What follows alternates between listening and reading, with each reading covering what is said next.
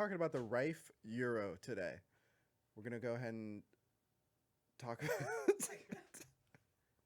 Man, it's been a long. We've already recorded this 3 times. Third time's the charm, man. We've actually done it probably 5 times, including all the times from last time.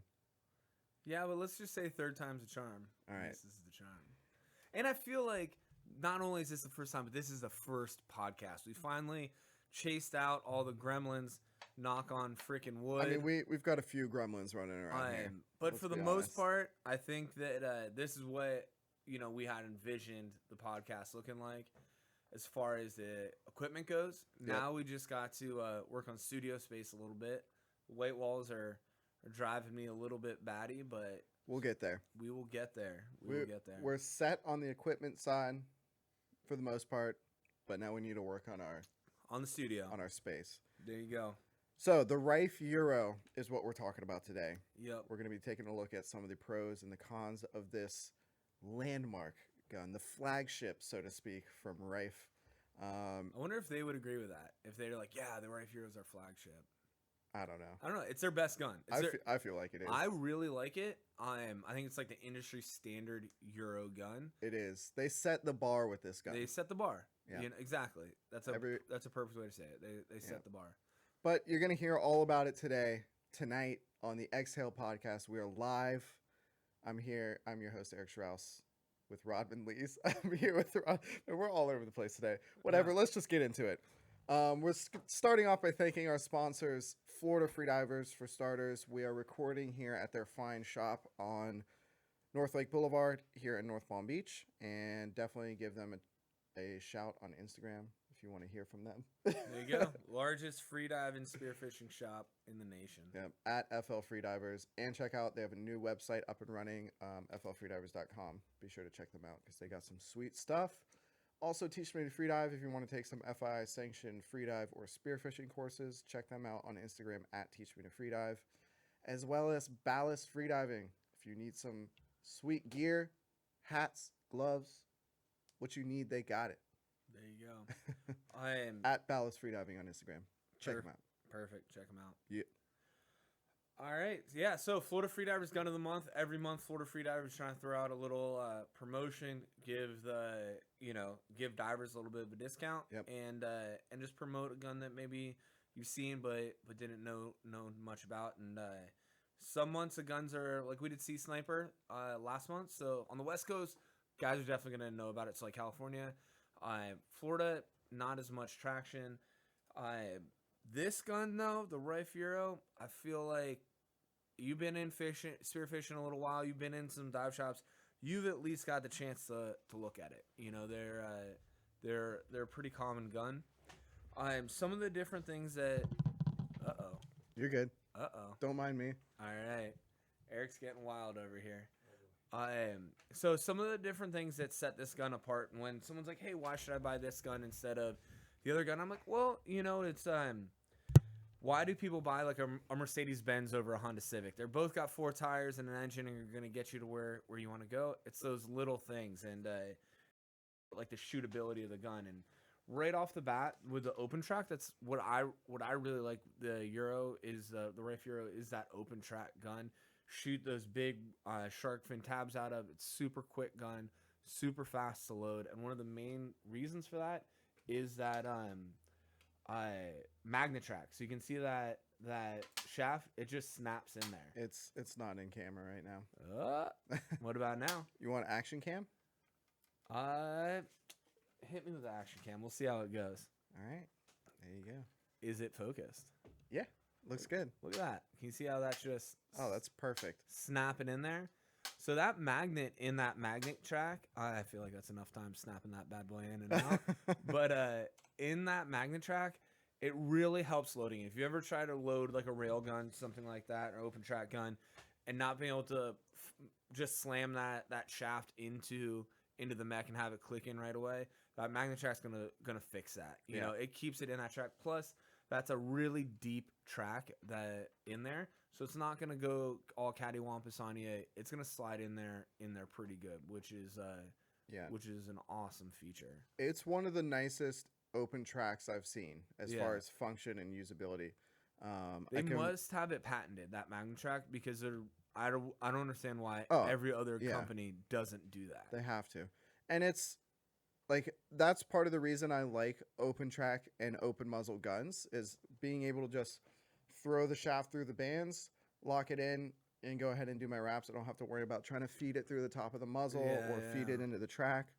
And that Magnetrack makes that 50% easier. It's crazy. You don't have to, especially if you're trying to do like a quick follow-up shot, if you're free shafting or anything like that, it just slaps right in there. It's literally impossible to like not do it. Yeah. It's it's really, really nice. That and another a really nice feature about the open track on this gun too is on a lot of times the open track. Hit me that action cam again, if you will. You're on it. Money. All right. So, am I in focus? Give her a sec. All right, you're good. So this is their little tab on the side to wraps the line is overbuilt. So it's a big beefy tab, so you can easily wrap it over and then throw it over the top of the muzzle. Yeah. On some guns, I shoot a Rob Allen with a Pathos roller conversion on it. It's not a nightmare, but it is much smaller than this. So if I had big neoprene gloves, anything like that, it would make it way more challenging to do it. If you have like a Dyneema glove, like the ballast gloves, there's enough dexterity there where you can do it. It's not that big of a headache. But if you have like neoprene armor, that like fake leather, something like that, where you don't have that good fine motor control, getting it over something small would be a pain in the butt. This is just you can't mess it up. It just goes right over. Then I have it on the line release, so it's a little bit tight, but it's good to go. That is an awesome feature. Yeah, and it just goes towards the usability of the gun again. I mean, that open track, Magnetrack makes it that much easier. That tab makes it that much easier. The whole line wrap system, including the line release, it's a nice big line release. That's a really good point too, man. I love this line release. So everything's just easy to use. Yeah, throw it on that. Bam, dude, we're pros today. So that line release, it's like we've already done this. Yeah. That line release is nice, big, and beefy.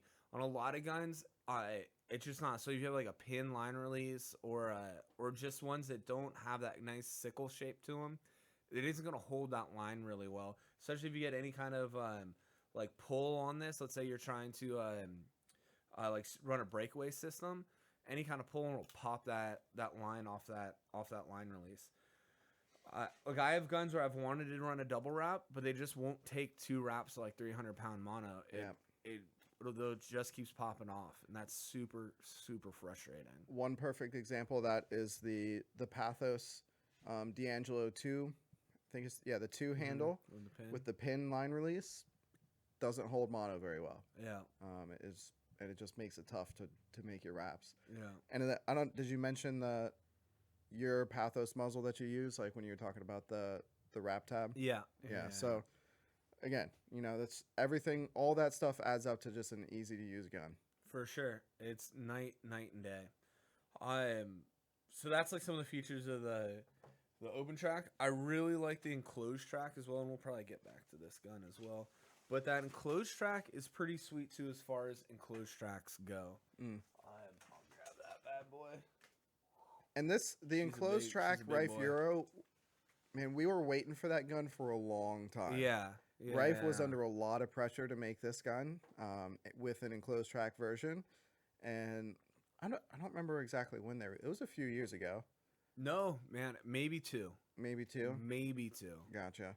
I was working the shop when it came out. Yeah, so you figure, I mean, the Riffe Euro has been around for over 15 years, probably. Yeah, I'd say at least 15. So this is a pretty fresh thing for them. This was a big deal when they did this. Yeah. It was asked for a lot. Yeah, and a lot of times when companies are under pressure and they're trying to like throw something together to like meet market demand, they're trying to strike while the iron's hot, and they wind up swinging and missing. Not really nailing it. Yeah. Riffe did a pretty good job when it comes to this. So they didn't like epoxy it in. You see a lot of tracks that are like poured epoxy tracks, which are cool because you get like a good swirl in there. But you break it, anything like that, you're out of luck. And that's tough to do on a production gun too. Yeah, You yeah, know? yeah, for sure. If you're doing the units that Riffe's doing, that's a good point. That it's also tough. So this enclosed track, they actually like dovetailed it into the gun, and it's removable as well. So it's like a high density plastic. You want some action? Hit me with the action. Boom. So you can see that darker wood in there. Those two pieces of wood actually pop out, and you can remove the entire track. To replace it if you wanted to. Let's say it's getting scuffed up, or with any enclosed track, you run the risk of like shooting it into the rocks and the shaft bowing and busting out the track. Yeah. So you can then easily replace the track. Riffe actually makes an orange enclosed track as well. So can help with the aiming. I don't really aim down the top of my gun very much. I'm kind of aiming down the side of my gun more than anything else. But that orange track does look cool in the water. I have gotten a chance to play with it a little bit. So that's pretty neat. Clicky clocky over there. I'm just talking to our people. Nice, man. I'm just making sure you're not that we're not off air again. No, we're good. All right, those gremlins are gone. Oh man, I'm on the bad view of me right now. With the trash in the background. Uh-oh. There we go. Nice. Oh, and your camera's totally out of focus. Put your hands up. There he is. Am I back? Am I back? So gremlin's almost gone. Yeah. But yeah, that enclosed track works really well, man. I think I don't know how much they rushed it, but they executed it pretty. I mean, it took 15 good. years, so yeah. But I feel like enclosed tracks were real hot. Once they kind of blew up, they came on. It became the strong. standard quick. It became the standard Yep. quick. Yeah. Yep. Especially in the custom scene. Yeah. Which that's pretty impressive. That I feel like I compare this gun the most to other custom guns. And that's impressive that a company can make a production gun that can stand up to any other custom gun on the market. For sure. Yeah. For sure. And like we said, it sets the bar. We're not saying it's the best gun, in the industry, but you make I don't think there is a best gun in the industry. You make a custom gun, people are going to compare it to this gun. Yeah. This is the one that they're going to compare it to. And rightfully so. Yeah. There's a reason for that. Yeah, so we did the magnet track, we did the enclosed track. Another thing that I really like is the small cross section of the gun. So there's not too much to it. It's like they took the blank that they were using for the competitions and then rolled it on its side and ran it down the narrow side. So that makes it a lot easier for tracking through the water. I'm thinking somebody in the building factory or somewhere along the production line ran one sideways. Let's see what happens. Yeah. Or whoops. On accident, yeah. Yeah, whoops. And they're like, huh, this is actually better. Yeah. This kind of looks like a Euro. But man, it is, and as far as wood guns go, as far as really any gun goes, it's a pretty small like cross section. Like it's not a beefy gun at all. Definitely not. Yeah. And it's got they've improved their finish over the years. They have a really, really fine oiled finish, so they go like pretty high in the sand grit. I'm not sure what grit they use, but they're getting pretty up there. It's a nice glossy. I know they do a full immersion oil bath on those things too. Ooh, there you go. You can keep it showroom if you want. A lot of people won't oil it, so it's like taking care of any kind of teak. A little bit of routine maintenance, and you can keep it looking good. Or you can go like what Jonathan does and let it go full driftwood. That's an opportunity to get that kind of ashy gray teak look, which is cool, man. Put your hand up again. I don't know why we're losing that camera. What the heck? You think it's like hitting the mic or something? No, every time I move away from our broadcasting window here, gotcha, it goes out of focus for some reason. Well, stop doing that. I guess, man. I'm just busy. I'm a busy guy over here. Got a lot going on this computer screen. Apparently. So that's kind of the stock. You got anything else to say on the stock? Yeah, just a couple things. We were talking about like some of the hardware and stuff like that. Some other pros to the gun. It has built-in threaded reel mount inserts which are pretty nice feature. Let me get a little shot of those real quick for you. And there's the price on the gun too. Look at that. So those Florida two Freedivers matches any price. There you go. Those two holes right there are metal threaded inserts, stainless. They fit straight onto the Riffe reels, which are an awesome reel option. One of the only reels, actually the only reel out there with a true drag lever mechanism, where it's actually applying drag to the reel like any other fishing reel, not just a little washer friction job. Or the Aussie reel as well, another phenomenal reel, really well made. Man, there's a TV show called Workaholics. I don't know if you're familiar, but actually I know that you know what I'm talking about because we've talked about it. God dang it, man. Stop clicking away. It's happening when I'm switching cameras too. I don't know why. Wild. She just doesn't. But like something. in an episode of Workaholics, the guy puts like a Penn Senator on a biller, and he's trying to shoot a raccoon with it. But talking about drag on reels, I'm like, at first I'm like, that's ridiculous, and that it was really funny. And the more and more I think about it, I'm like, how long would a reel last on a spear gun? Like I want real drag on a spear gun. Like how does that work? Not very long. Not very long. Yeah, full immersion in the water. Put at depth, not long. Just bolt an 80 wide on there. There you go. 80 pounds of drag. Do they have an 80 pound? How high do those things go? Just go full breakaway to an 80 wide on the boat. There you go. There you go. It's better than a float line. There you go. You want to learn? You want to land wahoo on spear? That's how you do it. Yeah. 2,000 pounds of float. 2,000 yards of float line. Swimming around with the clicker on.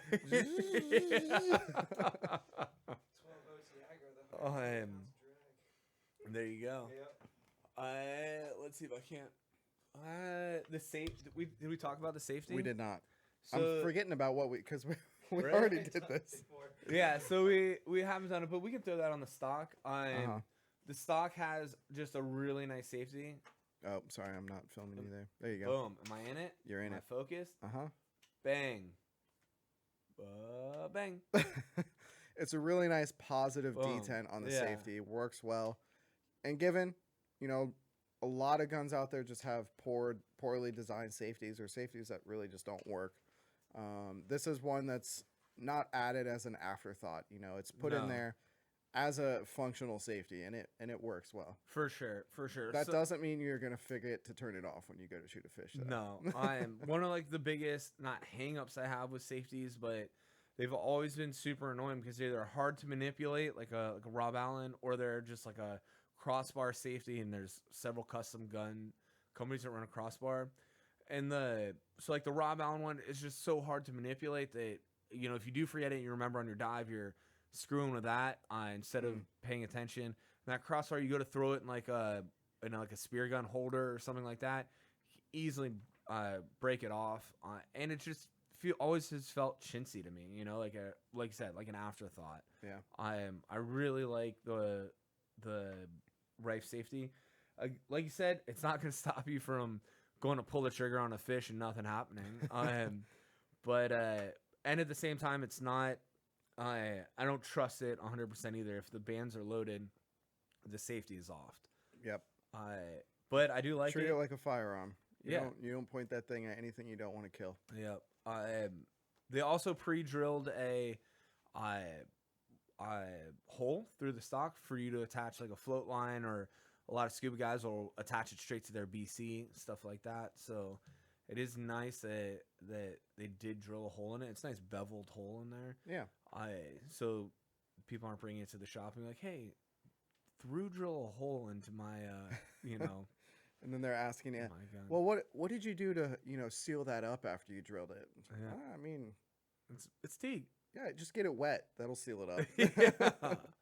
Yeah. Another cool thing on the Riffe too is their trigger mechanism. And although it's not necessarily a groundbreaking trigger mechanism by any means, it is a little bit different sear than you find in most guns. Like the action's a little bit different.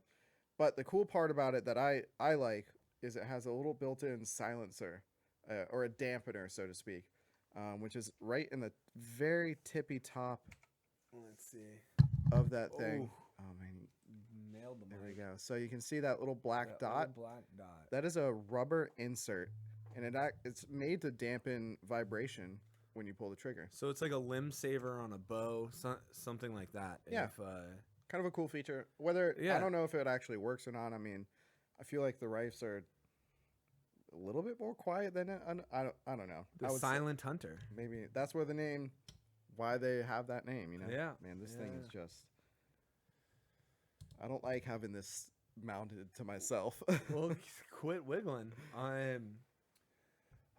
Yeah. So that is a unique feature for in the mech. I like it because of what we've talked about in previous episodes. I like companies that do different stuff. Whether or Yeah. not it works or not is debatable, but they're trying something different. Yeah, they're trying to be set apart. You Yeah. know, it's not a And I you like know, that. a 2x2 with a Neptonics mech. I like You that. know, I would hope not. I would freaking hope not. But yeah, so that is kind of a neat feature.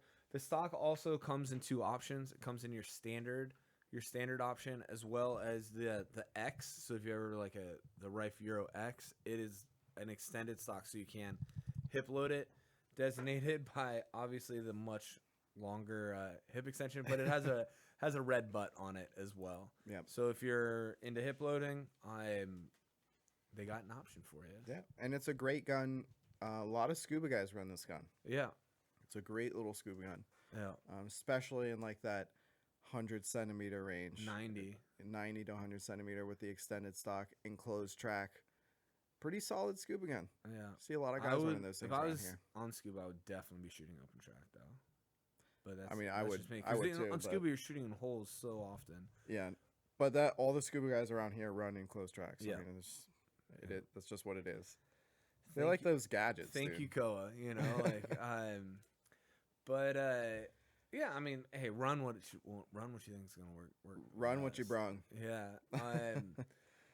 Getting into some cons though. Sweet. No. You got one? You got something I else? got a couple more. Hit me.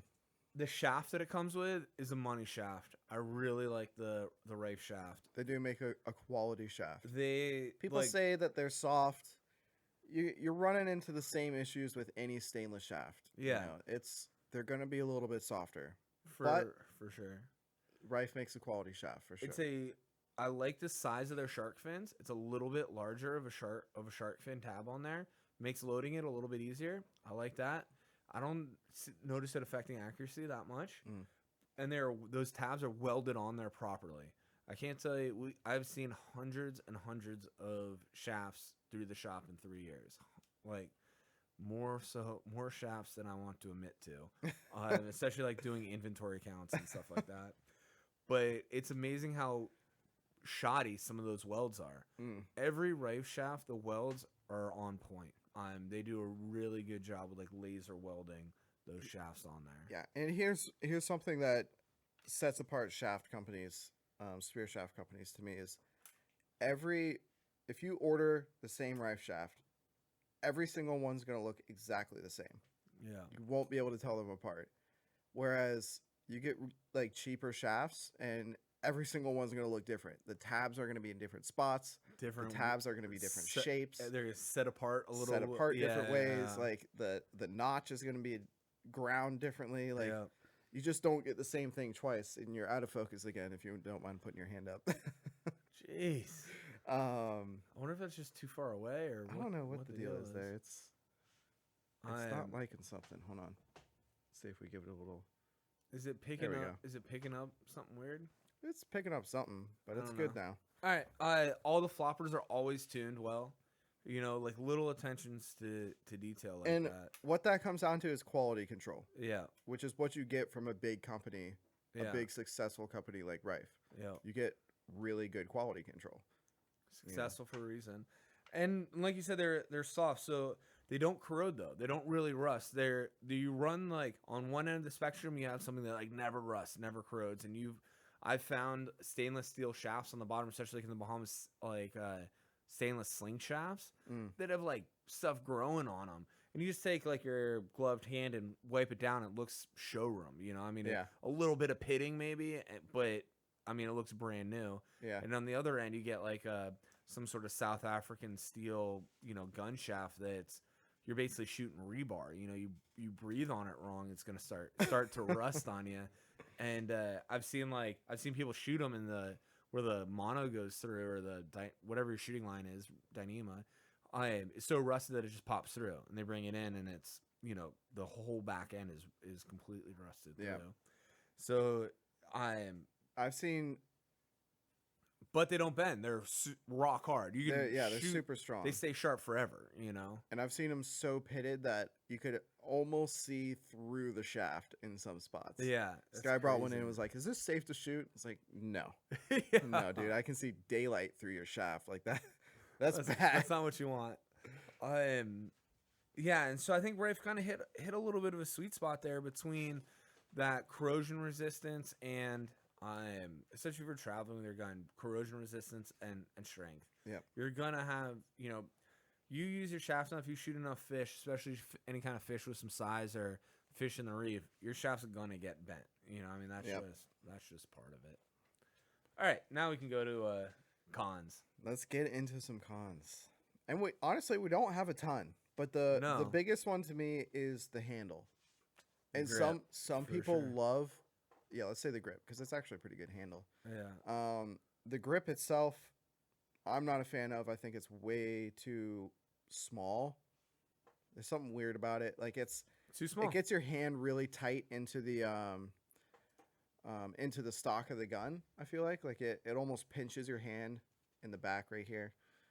So like right in the meat of your thumb and pointer finger, it pinches your hand up into the stock, and I don't like that. But as we've talked about before, grips are something that's easily modifiable. Little plumber's putty. 2 sticks of plumber's putty, you're good to go. If you're really getting into it, you can start hitting some carbon fiber on there. There you go. But that's above my league. So that it's got a rubber overmolded grip on it. That you do get some decent traction on that grip, but I don't feel like I can really fit my whole hand on there. Like my pinky's right at the bottom of it when I'm going to shoot. It's like shooting a Glock 43. There you go. Like it fits all of them, but like I can hold it and I can shoot it, but something doesn't feel right. Yeah, no, that's a good way to put it. So I like that, and it's really like a glorified AR handle. Mm-hmm. Your point of aim's just and on a lot of wood guns they do this, but if you grab your gun and you instead of putting your pointer finger on the trigger, if you stick your pointer finger just out straight, how close is that to the shaft? You do that like on a Rob Allen or on a Salvamar Metal, a gun that I really like. That your finger is almost running in line with the shaft. Mm-hmm. That's going to give you a really true point of aim. Where you point your finger, that's where the shaft is pointing. You do that on the Riffe or any gun with like an AR style handle, it is going to be a good distance away from that shaft. And the Riffe, as far as wood guns go, is pretty good. Yeah, but it's still an inch maybe above your finger. Most wood guns are going to be that way. Yeah, it's just is what it is. But like you said, the Riffe is fairly good because it's such a thin stock. Yeah. You look at like the Riffe competition. I mean, come on. It's crazy. But like the last gun that we did, the Sea Sniper, as far as wood guns go, probably one of the better ones for shaft access. It's really, really low. Get those Sea Snipers while you can, man. Yep. But Riffe, you don't have to worry about. They're not going anywhere. Another thing that I do not like about and speaking of the grip, so you have one of these, mm-hmm. and you cut the rubber overmolding off, and you put a custom grip on it. Yeah, and so like I said, it's easily modifiable. Actually, let's hit that action cam real quick up close on that grip. You can kind of see there's like a. Can you see that? Is that a good angle of it? Yep, kind of. Should I do it like that? There you go. Either way, I think it's easier to see. Anyway, you can cut that soft rubber on the outside of that off. I just slid it all the way up the side and peeled it off like a banana peel. And then I went ahead and molded my own grip out of plumber's putty is what I use most often. Works the best. And it makes a huge, we've said it a million times, modifying a grip to your hand, doing a custom grip, is one of the best modifications you can do to any spear gun. I don't care what kind of spear gun it is. For sure. You know, It is going to drastically improve your accuracy. The recoil, like, it dampens recoil. yeah, just overall performance of the gun. You know, Yeah. it's gonna help with shaft whip. It's gonna help with muzzle flip, all that stuff. Tracking it through the water because you got that big old grip on there. For sure. It's one of the best things you can do to a spear gun. Yep. But other than that, I would say I wish they made a epoxy finish for their guns. I've always wanted a Riffe Euro in a full epoxy finish, and I've seen some guys. I know way back in the day before Koa was what he is now, and he used to work on other brand guns. And he still might actually. He used to do finishes on Riffe Euros. I saw a couple guys like get their guns finished by him. We're so different. I don't like it. So my problem is I never keep up with the oil, so it's never gonna look nice. Yeah. Like my gun now, my Yeah. Riffe Euro now looks like driftwood. Yeah. And I've oiled it a few times over the years. Whereas with the epoxy, you never got to worry about that. So same logic, different results. I'm never going to keep up with the epoxy. You're going to bump it and scratch it and chip it, and then it looks just beat down, where like a driftwoody Riffe is kind of like a look, you know? It's like having like a beat down mud truck versus like a beat down regular car, you know? Like one like kind of looks cool, one just looks beat down. Yeah, that's a good analogy. But I just like the look of epoxy finished guns. I think they look really nice, and I don't think They Riffe would ever do that. They do look good, man. That kind of high gloss finish on Yeah, it. I don't think Riffe would ever do that. You know, that's adding a whole nother step in production. So No, they're not. I don't gonna do foresee that ever being a thing. That's like a but custom. it would be cool. It would be That's a- cool as an option. Yeah, that's a custom deal for sure.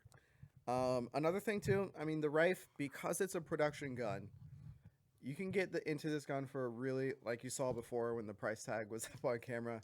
The price point on these guns is not offensive for a wood gun. You No, know, man. When you start getting into, and what's the length on that extended, that X? It's 100. That's a 100. 100.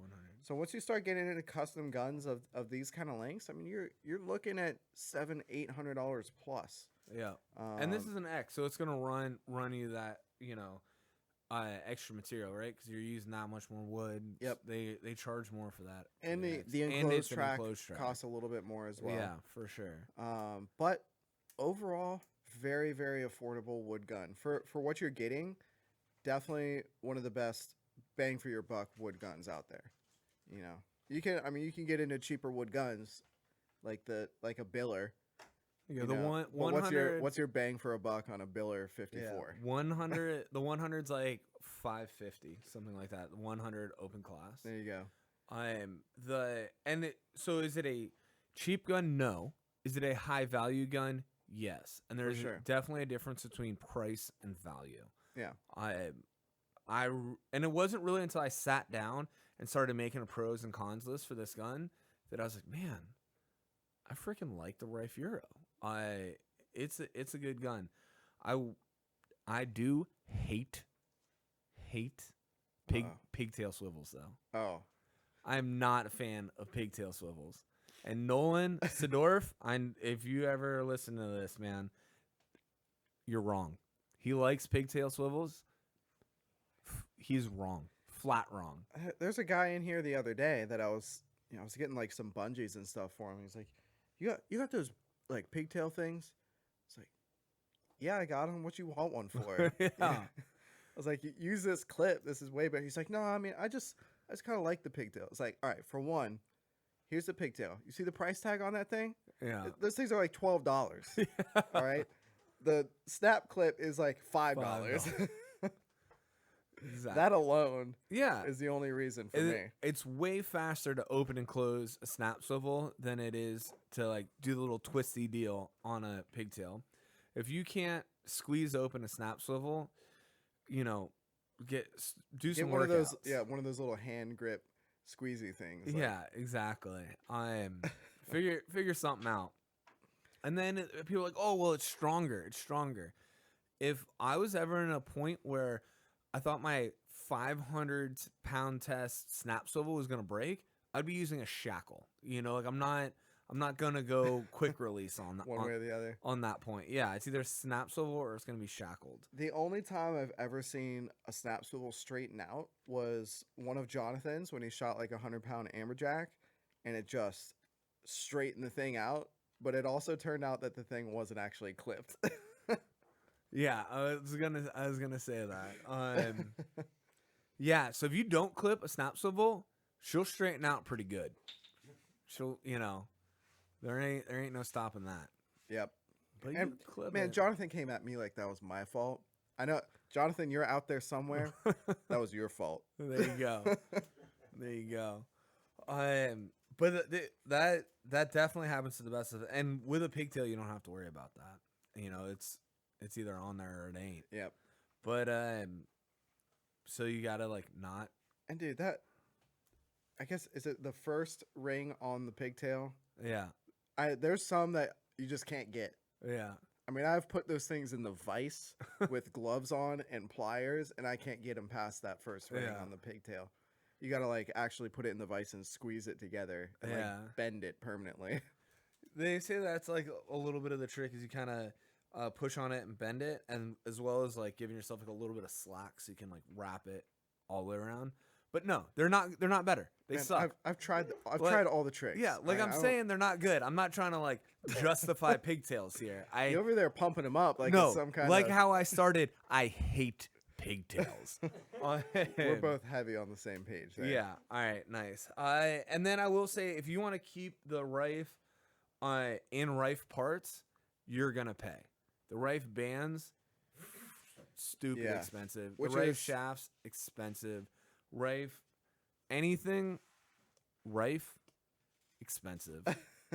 Which is what I had mentioned. Actually, that might have been in the first round. yeah. Yeah, it was in the first round. One of the pros that I had mentioned, which I'll mention now, is that you can buy any replacement part you want for that gun. You can buy a stock if you want. You Yeah. can buy a handle. You can buy a trigger mech. You can buy A trigger, just the trigger. a trigger. You Yeah. can buy a trigger spring. Yeah. I mean, anything on that gun that's an individual part, you can buy separately, which is awesome because if you do wear, I don't care what kind of gun it is, you're going to wear a trigger mech out if you shoot For it sure. enough. Having the ability to easily replace that is awesome. But the con to that is all those parts are super expensive for what they are. Yep. You know. Yeah. And I mean, you get that Riffe attention to detail. They put the little bit of heat shrink on their bands. They like cone it out a little Yeah, bit. that heat shrink that pops off the first time you shoot it. The very first time. But it looks real good on the way out, though. It does. They You look good know? on the shelf. That's for They sure. look real good on the shelf. They look good on the shelf. Yeah. Gotta hide that tie line. Speaking of stuff that you can buy, you can literally buy the heat shrinks for the bands because they go out the window so fast, or they come off the Yeah. band so fast that you can actually replace them if you need to. But you'd have to retie the whole band to like get them on there. Yeah, and I just thought it was funny. No, for sure.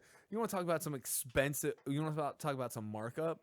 Heat shrink is like 5 cents a foot. They're charging like $10 for like a half inch of freaking. Well, whatever. But it's Riffe heat shrink, dude. That's true. Yeah. My bad. My bad.